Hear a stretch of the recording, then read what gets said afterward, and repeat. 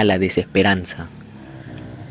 No incurriré en la debilidad de establecer una relación de causa y efecto entre el desastre y mi criminal acción, pero estoy detallando una cadena de hechos y no quiero dejar ningún eslabón incompleto. Al día siguiente del incendio acudí a visitar las ruinas, salvo una. Las paredes se habían desplomado. La que quedaba en pie era un tabique divisorio de poco espesor situado en el centro de la casa y contra el cual se apoyaba antes la cabecera de mi lecho. El enlucido había quedado a salvo de la acción del fuego, cosa que atribuí a su reciente aplicación. Una densa muchedumbre habíase reunido frente a la pared y varias personas parecían examinar parte de la misma con gran atención y detalle. Las palabras extraño, curioso y otras similares excitaron mi curiosidad. Al aproximarme, vi que en la blanca superficie, grabada como un bajorrelieve, aparecía la imagen de un gigantesco gato. El contorno tenía una nitidez verdaderamente maravillosa. Había una soga alrededor del pescuezo del animal. Al descubrir esta aparición, ya que no podía considerarla otra cosa, me sentí dominado por el asombro y el terror. Pero la reflexión vino luego en mi ayuda. Recordé que había ahorcado al gato en un jardín contiguo a la casa. Al producirse la alarma del incendio, la multitud había invadido inmediatamente el jardín. Alguien debió de cortar la soga y tirar al gato en mi habitación por la ventana abierta. Sin duda, habían tratado de despertarme en esa forma. Probablemente la caída de las paredes comprimió a la víctima de mi crueldad contra el enlucido recién aplicado, cuya cal, junto con la acción de las llamas y el amoníaco del cadáver, produjo la imagen que acababa de ver. Si bien en esta forma quedó satisfecha mi razón, ya que no mi conciencia, sobre el extraño episodio, lo ocurrido impresionó profundamente mi imaginación. Durante muchos meses no pude librarme del fantasma del gato, y en todo ese tiempo dominó mi espíritu un sentimiento informe que se parecía, sin serlo, al remordimiento. Llegué al punto de lamentar la pérdida del animal y buscar, en los viles antros que habitualmente frecuentaba, algún otro de la misma especie y apariencia que pudiera ocupar su lugar. Una noche en que, borracho a medias, me hallaba en una taberna más que infame, reclamó mi atención algo negro posado sobre uno de los enormes toneles de ginebra que constituían el principal moblaje del lugar. Durante algunos minutos había estado mirando dicho tonel y me sorprendió no haber advertido antes de la presencia de la mancha negra en lo alto. Me aproximé y la toqué con la mano. Era un gato negro muy grande, tan grande como Plutón, y absolutamente igual a este, salvo un detalle. Plumón no tenía el menor pelo blanco en el cuerpo, mientras este gato mostraba una vasta, aunque indefinida, mancha blanca que le cubría casi todo el pecho. Al sentirse acariciado, se enderezó prontamente, ronroneando con fuerza, se frotó contra mi mano y pareció encantado de mis atenciones. Acababa, pues, de encontrar el animal que precisamente andaba buscando. De inmediato propuse su compra al tabernero, pero me contestó que el animal no era suyo y que jamás lo había visto antes ni sabía nada de él.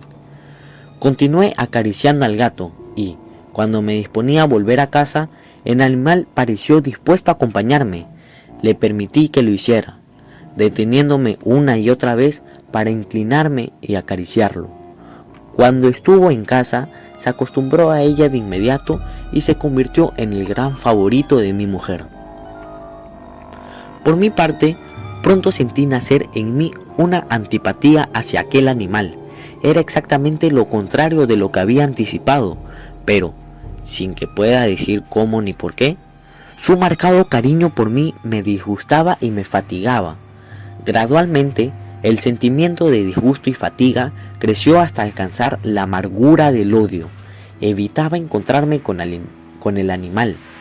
Un resto de vergüenza y el recuerdo de mi crueldad de antaño me vendaban maltratarlo.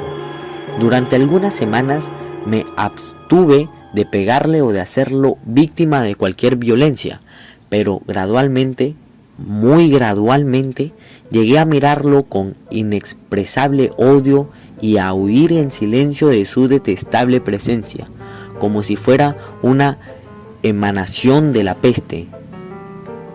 Lo que, sin duda, contribuyó a aumentar mi odio fue descubrir, a la mañana siguiente de haberlo traído a casa, que aquel gato, igual que Plutón, era tuerto. Esta circunstancia fue precisamente la que hizo más grato a mi mujer, quien, como ya dije, poseía en alto grado esos sentimientos humanitarios que alguna vez habían sido mi rasgo distintivo y la fuente de mis placeres más simples y más puros. El cariño del gato por mí parecía aumentar en el mismo grado que mi aversión.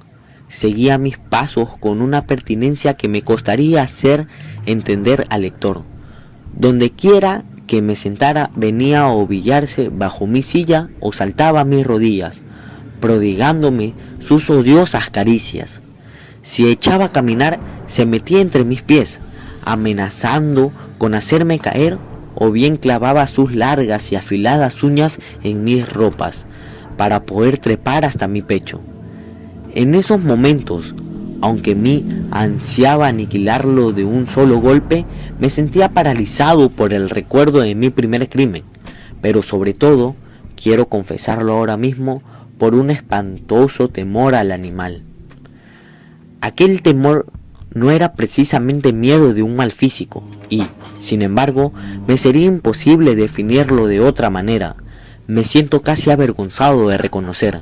Sí, aún en esta celda de criminales me siento casi avergonzado de reconocer que el terror, el espanto de aquel animal me inspiraba, era intensificado por una de las más insensatas quimeras que sería dado concebir.